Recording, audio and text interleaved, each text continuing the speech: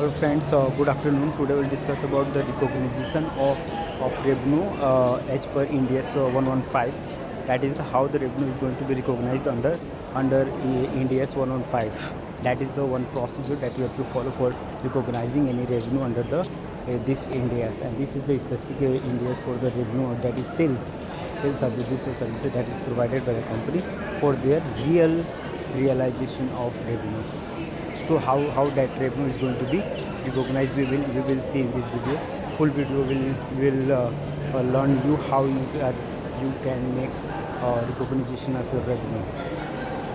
An entity shall account for the contract with the customer only when all of the following criteria are met. The party to the contract have approved the contract in writing, orally, or in accordance with the other customary business practices, and are committed to perform their respective obligations. The entity can identify each party's rights regarding the goods or services to be transferred. Entity can identify the payment terms for the goods or services to be transferred. Contract has commercial substance, that is the risk, timing, or the amount of the entity's future cash flow is expected to change as a result of the contract, and it is probable that the entity will collect the consideration to which it will be entitled in exchange for goods or services that will be transferred to the customer. In evaluating whether collectibility of an amount of consideration is probable, an entity shall consider only the customer's ability and intention to pay that amount of consideration when it is due.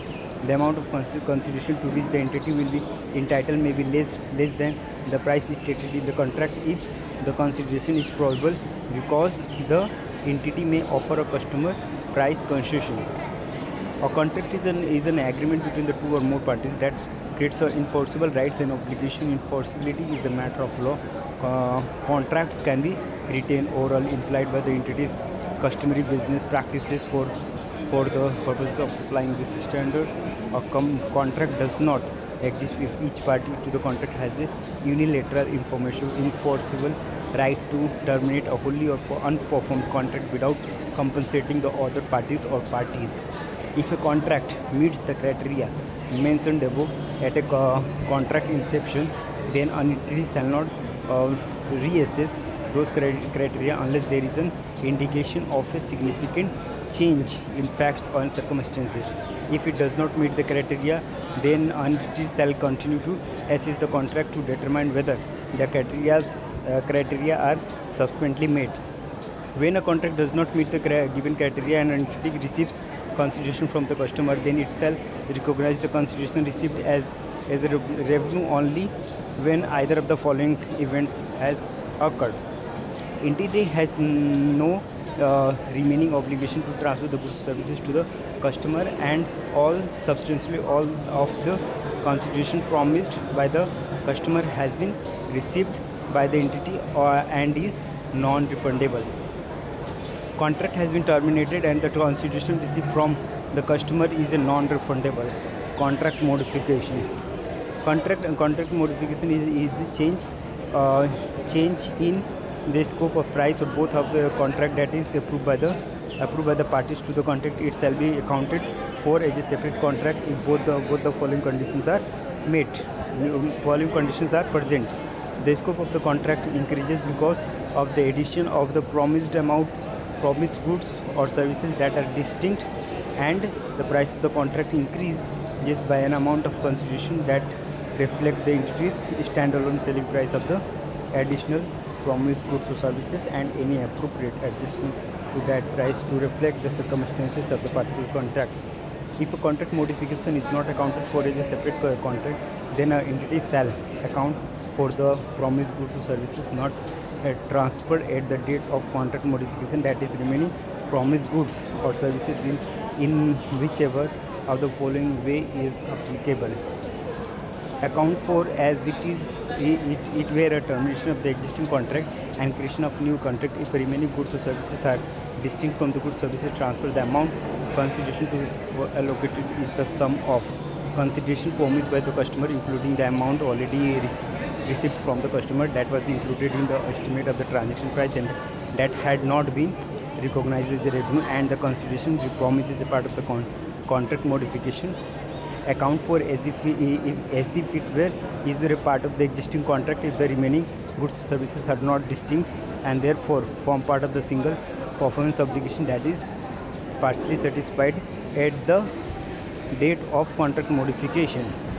If the remaining goods services are the combination of item A and B, and then the effects of the modification on unsatisfied, including partially unsatisfied performance obligation in the modified contract shall be accounted for in a manner that is consistent with the objectives of this paragraph. Identifying the performance obligation. At contract inception, assess the goods services promised and identifies performance obligation. Each promise to transfer the customer either goods or services or bundle of goods or services that is distinct, or a series of distinct goods or services that are substantially the same and that have the same pattern of transfer to the customer. Distinct goods or services. Goods or service is distinct if both the following criteria are met. Customer can benefit from the goods or services either on its own or together with the other resources that are readily available to the customer. That is, goods or services is capable of being distinct. An entity promise to transfer goods services to the customer is separately identifiable from the other promises in the contract. That is, promise to transfer the goods services is distinct within the context of the contract. Satisfaction of the performance obligation. An entity shall recognize revenue when or as the entity satisfies a performance obligation by the transferring of promised goods or services on asset to the customer. An asset is transferred when or as the customer obtains control of that asset. For each performance obligation determined at a contract inception, whether it satisfies the performance obligation over the time or at the point of time entity does not satisfy the performance obligation over the time, the performance obligation is satisfied at a point in time. Performance obligation satisfied over the time. Performance obligation satisfied over time, one of the following conditions are criteria are met. Customer simultaneously receives and consumes the benefits provided by the entity. Performance is entity performs. Entity performance creates or enhances an asset. For example, work in progress that the customer controls as asset is created or enhanced. Entity performance does not create an asset with the alternative use to entity, and the entity has an enforceable right to do payment for the performance complete to that date. For some time of performance obligation, assessment of A above would be straightforward. For other types, entity may not be able to readily identify whether the customer simultaneously receives and consumes the benefit from the entity performance as the entity performs. In those circumstances, performance obligation is satisfied over time if entity determines that another entity would not need to substantially perform the work that the entity has completed to date, if that other entity were to fulfill the remaining performance obligation to the customer. In assessing whether an asset has an alternative use to an entity shall consider the effect of the contractual restrictions and practical limitation of the entity's ability to readily direct that asset for the another use, such as selling it to the different customer. Contractual restrictions must be substantive. That is, customer could enforce its right to the promised asset if the entity sought to direct the asset for another use.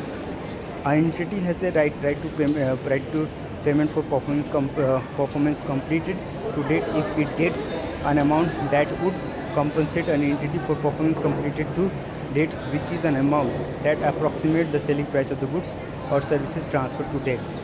For example, recovery of the cost incurred by an entity in satisfying the performance obligation plus unreasonable profit margin, rather than compensation for only the entity's potential loss of profits if the contract were to be terminated.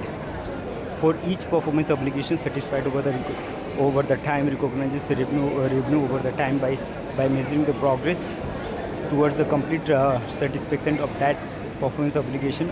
Appropriate method of measuring progress include output method, input method, and in determining the appropriate method, entity shall consider the nature of goods or services that entity promised to transfer to the customer. Output method. Output method recognizes on the basis of direct measurement or to the value of the customer goods services transferred to date related to the remaining goods services promised under the contract. Input method recognizes revenue on the basis of entities' efforts or inputs to the satisfaction of the performance obligation. For example, resources consumed, labor hours extended, cost incurred, time elapsed, or machine hours used related to the total expected inputs to the satisfaction of that performance obligation. When or as performance obligation is satisfied, it is recognized as revenue amount of transaction price, which excludes estimates of the variable consideration that are constraint that is allocated to that performance obligation. Determining the transaction price. Entity shall consider the terms of the contract and its customary business practices to determine the transaction price. Transaction price is the amount that entity expect to be entitled to in exchange for transferring promised goods or services to customers, excluding amount collected on behalf of the third party. For example, some sales tax. The consideration promise may include the fixed amount, variable amount, or both. Variable consideration is the consideration promised in a contract includes variable amount. An entity shall estimate the amount of the consideration to which the entity will be entitled in exchange for transferring the promised goods or services to the customer. Estimate amount of variable consideration by using either of the following methods. Expected value. The expected value is the sum of probability weighted amount in the range of possible consideration amount. Unexpected value may be an appropriate estimate of the amount of variable consideration if the entity has a large number of contracts with the similar characteristics. The most likely amount is the single most likely amount in a range. Possible consideration amounts, that is the single most likely outcome of the contract. The most likely amount may be an appropriate estimate of the amount of the variable consideration if the contract has only two possible outcomes. For example, entity either achieves a performance bonus or does not. At the end of each of the reporting period, entity shall update the estimated transaction price, including updating its assessment of whether an estimate of variable consideration is constant. Existence of the significant financing component in the contract. In determining the transaction price, entity shall adjust the promised amount of consideration for effect of the time value of money if the timing of payments agreed to by the party to the contract either explicitly or implicitly provides the customer or the entity with significant benefit of financing the transfer of the goods or services to the customer. Non-cash consideration. Measure the non-cash consideration or promise of the non-cash consideration at fair value. If it cannot reasonably estimate the fair value of the non-cash consideration, then measure the consideration indirectly by reference to the standalone selling price of the goods or services promised to the customer. Allocating the transaction price to performance obligation. Allocate the transaction price to each of the performance obligations identified in the contract or relative standalone selling price basis. To do so, entity shall determine the standalone selling price at the contract inception of the distinct goods services underlying each performance obligation in the contract and allocate the transaction price in proportion to those standalone selling prices. Standalone selling price is the price at which an entity would sell or promised goods or services separately to a customer. The best evidence is the observable price of the goods or services when the entity sells that goods or services separately in similar circumstances and to similar customers. Allocation of a discount. A customer receives a discount for purchasing a bundle of goods or services if the sum of the standalone selling price of those promised goods or services in the contract exceeds the promised consideration in the contract.